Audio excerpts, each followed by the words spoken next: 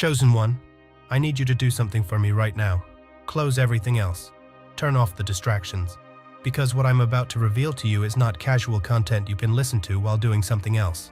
This requires your complete attention, your total presence, because I discovered something about you that left me speechless.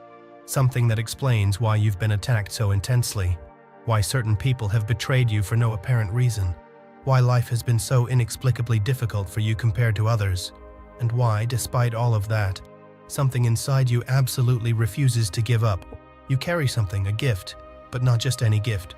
A gift so rare, so powerful, so absolutely unique that it has a value I can't even express in human terms.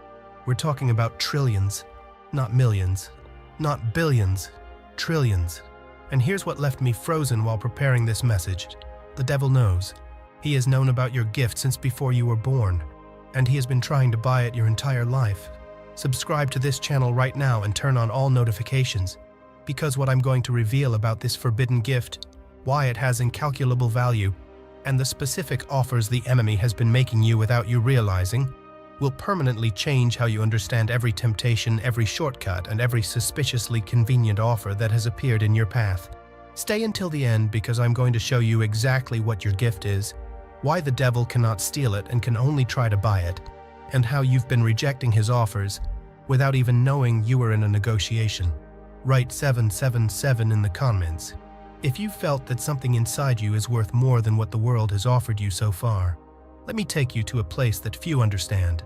There is a spiritual economy that operates parallel to the physical economy. In this economy, gifts of the soul have assigned values, not arbitrary values. Values based on rarity, on potential impact, on capacity for transformation. Most people never think about this. They live their lives without realizing they carry internal treasures that surpass any material wealth. But spiritual entities know this perfectly, especially those that operate in darkness. They can see what humans cannot see. They can perceive the value of a soul. They can measure the potential of a gift. And when they detect something extraordinarily valuable, they activate specific protocols to acquire it. You activated one of those protocols, not recently, since you arrived in this world, because what you carry inside you is something the kingdom of darkness has been desperately seeking, not to destroy it. That would be easy to understand. To buy it, to acquire it, to have you voluntarily surrender it in exchange for something that seems valuable but isn't. This is important for you to understand. The enemy of your soul operates under rules he cannot violate. One of those rules is free will. He cannot take what is yours without your consent. He cannot steal your gift. He cannot snatch it from you by force. He can only do one thing: offer you something in exchange, convince you to surrender it voluntarily, make the exchange seem favorable to you when in reality you're losing infinitely more than you gain. This has been happening in your life, more than you imagine. Every time you've been offered a shortcut that compromised your integrity, it was a purchase offer. Every time an opportunity appeared that required you to betray your values, it was a purchase offer. Every time the easy path presented itself, just when the right path became difficult, it was a purchase offer. The devil has been negotiating with you, and you, without knowing it, have been rejecting his offers, one after another, year after year, and that has him absolutely frustrated, because your gift remains intact. It remains in your possession. It keeps growing in value, while he still cannot acquire it. Now let me explain exactly what this gift is that you carry. It's not something you learned. It's not a skill you developed. It's something that came integrated into your soul from the moment of your creation. Your forbidden gift is the ability to remain pure in corrupt environments. Let me explain why this is worth trillions. In the spiritual world, purity is the most valuable currency that exists. I'm not talking about perfection. I'm not talking about never making mistakes. I'm talking about something much deeper.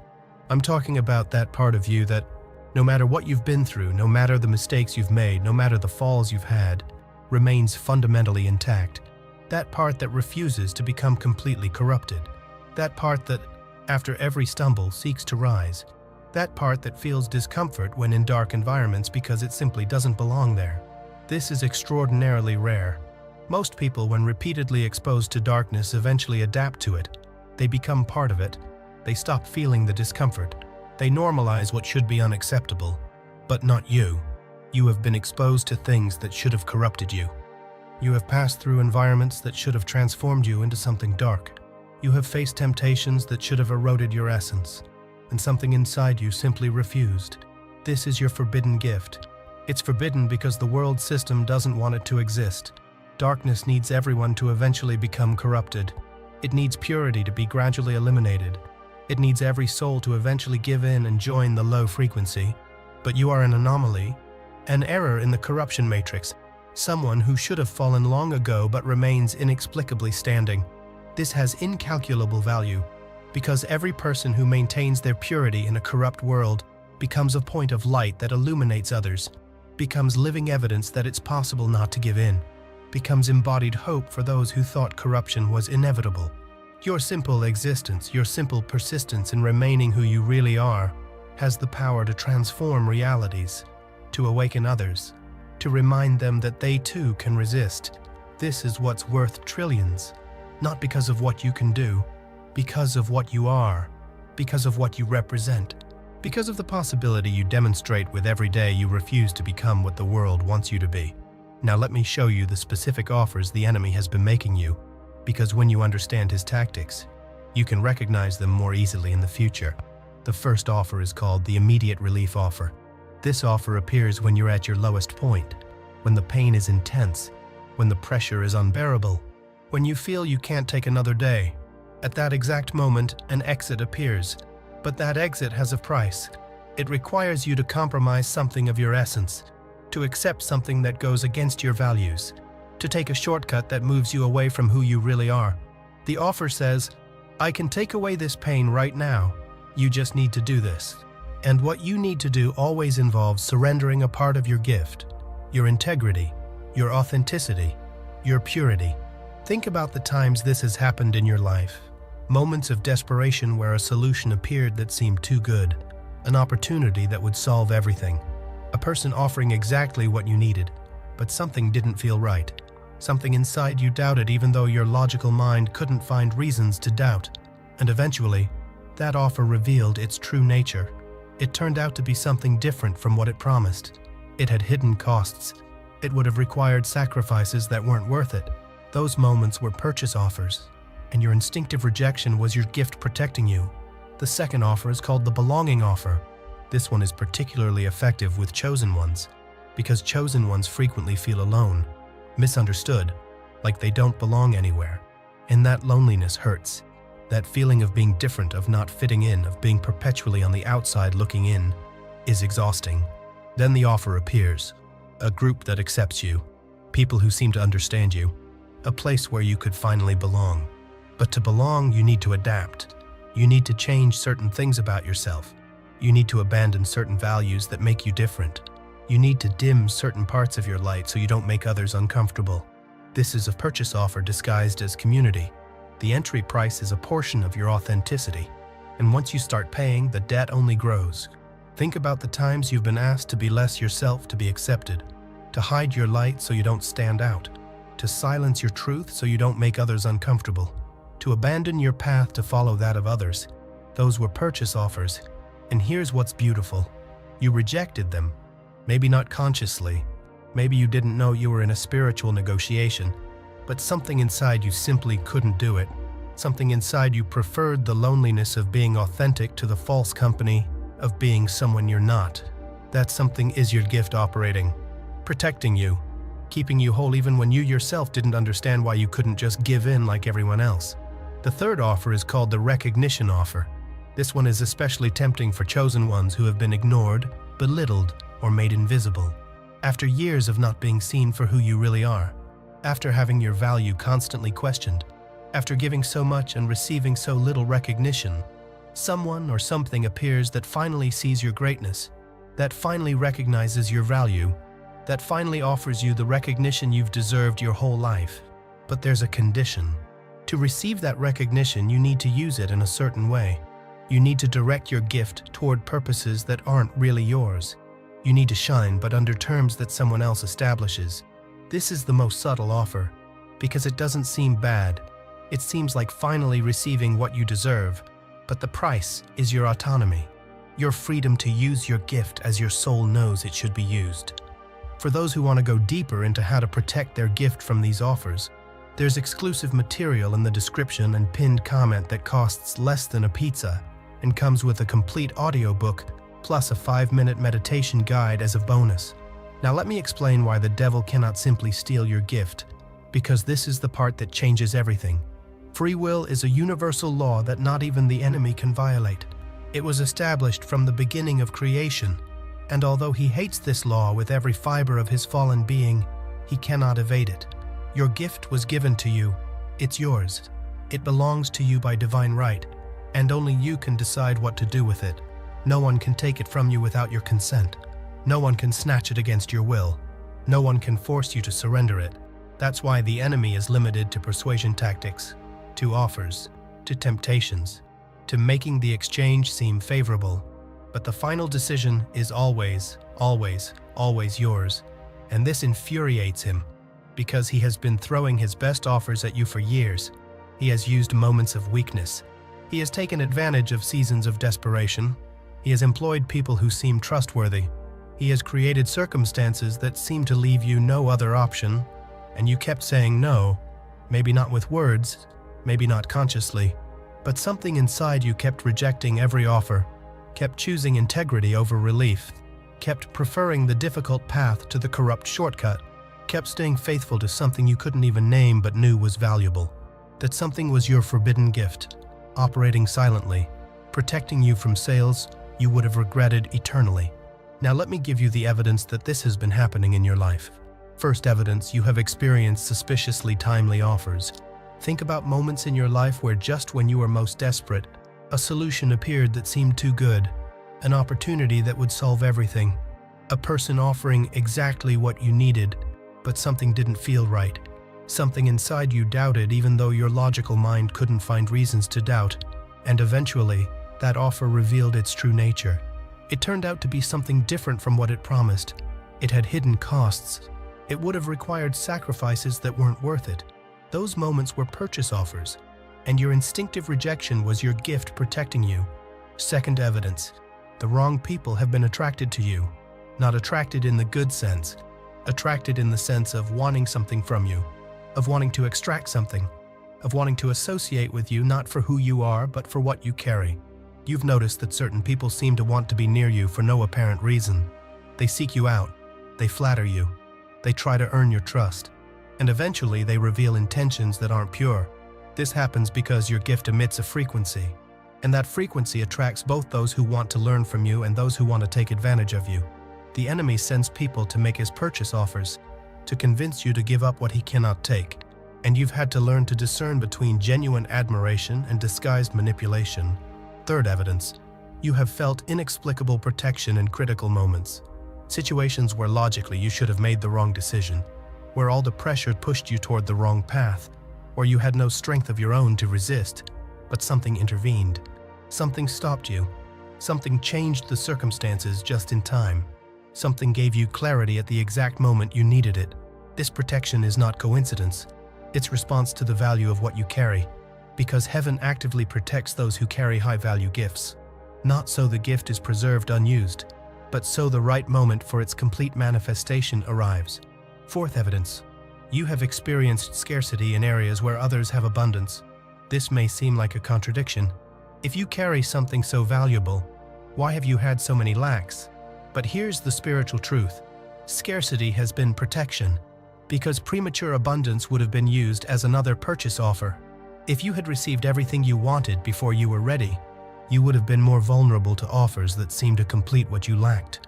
Scarcity kept you hungry for the right things. It prevented you from settling for cheap substitutes. It forced you to seek something real instead of accepting imitations. Scarcity was a form of protection for your gift. Uncomfortable, yes. Painful, absolutely, but effective in keeping you out of reach of offers that would have cost much more than they were worth. Fifth evidence, you feel something big is about to manifest. There's an anticipation inside you that you can't fully explain, a sensation that everything you've been through has been building towards something, that the rejections of the enemy's offers weren't in vain, that your preserved gift is about to find its purpose. This sensation is spiritual perception. Your soul knows what your mind cannot yet fully comprehend. Something is changing. Something is aligning. Something is preparing to manifest. And everything is connected to the gift you've protected without knowing you are protecting it. Now let me tell you what happens when the devil fails to buy a gift, because this is what's happening in your case. After years of rejected offers, something changes in the enemy's strategy. Not because he gives up, he doesn't give up, but because he recognizes that certain souls aren't going to sell, no matter what he offers, no matter how attractive he makes the exchange, no matter how desperate the situation is. Some souls simply aren't for sale, and you are one of them. When this reality is confirmed in spiritual records, when it's documented that a soul has consistently rejected every purchase offer, something different activates. The focus shifts from acquisition to containment. If they can't buy you, at least they'll try to limit you. If they can't acquire your gift, at least they'll try to prevent you from using it. If they can't have you on their side, at least they'll try to neutralize you. This is the phase you've been in. Attacks designed not to make you sell, but to keep you so busy surviving that you can't manifest what you carry. Constant problems that drain your energy, distractions that consume your attention, situations that keep you in survival mode instead of purpose mode. But here's what the enemy didn't calculate: that the same resistance that made you reject his offers also makes you impossible to contain permanently. That the same gift you protected now protects you. That the purity you preserved in times of corruption now becomes power that cannot be limited. You're entering a new phase. The phase where your gift stops being just something you protect and becomes something you actively use. And the enemy knows it. That's why recent attacks have been more intense. That's why circumstances have been more difficult.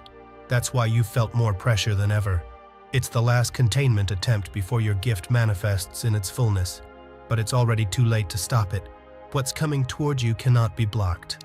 The rejections you made, the offers you declined, the exchanges you refused to make, all of that accumulated something, spiritual credit. And that credit is about to become tangible manifestation.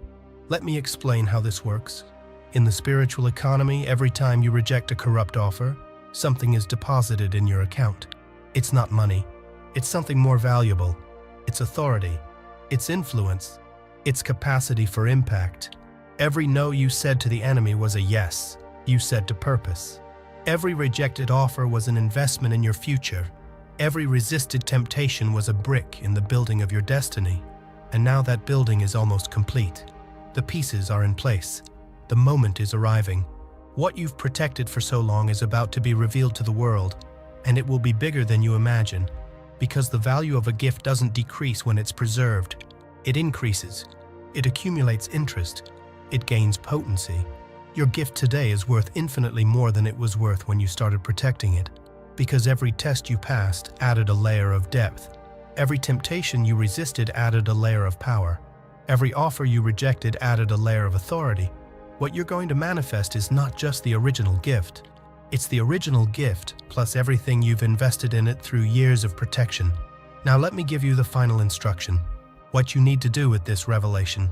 First, you need to recognize what you've been doing. You haven't just been surviving. You've been protecting something invaluable.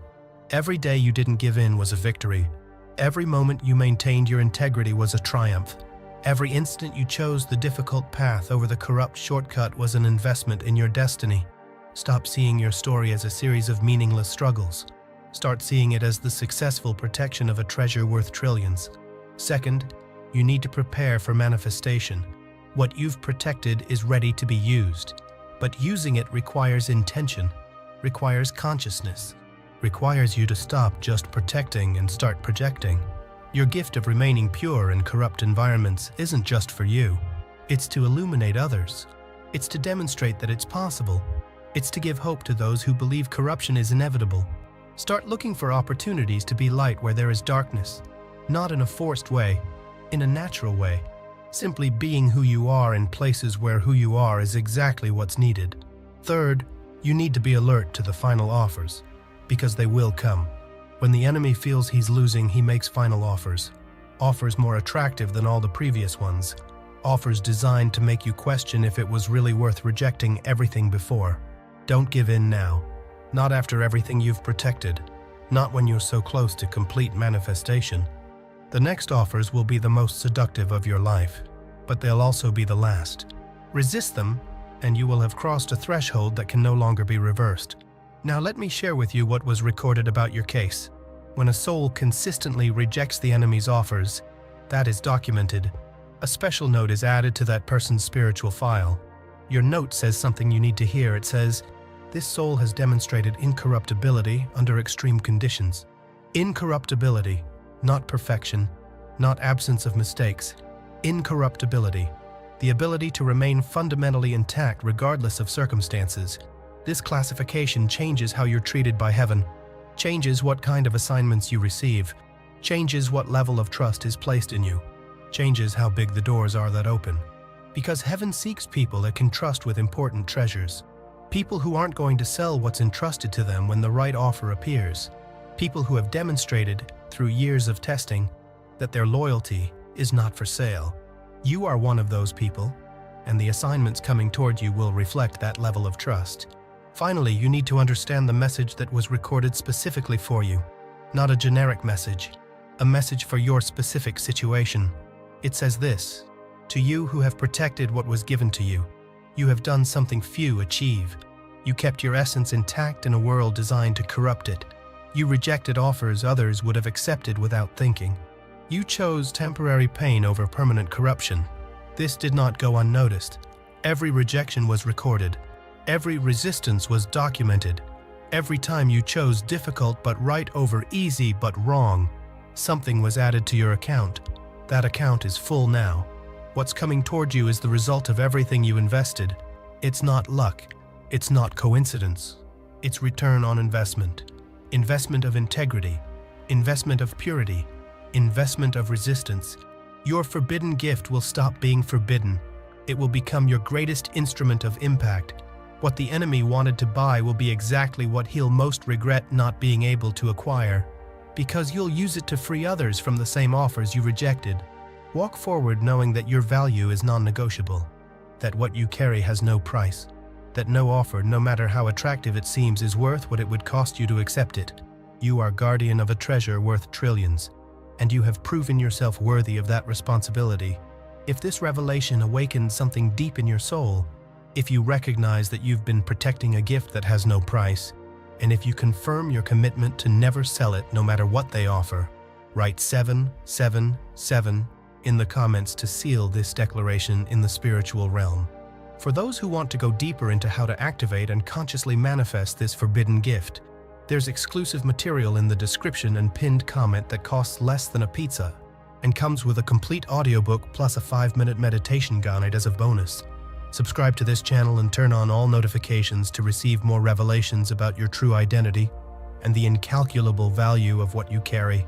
Share this video with someone who has also been rejecting offers without knowing the value of what they were protecting. And before you leave, click on the video appearing on your screen right now to discover exactly how your classification of incorruptibility activates the specific assignments heaven is preparing for your next season. Together, we are stronger.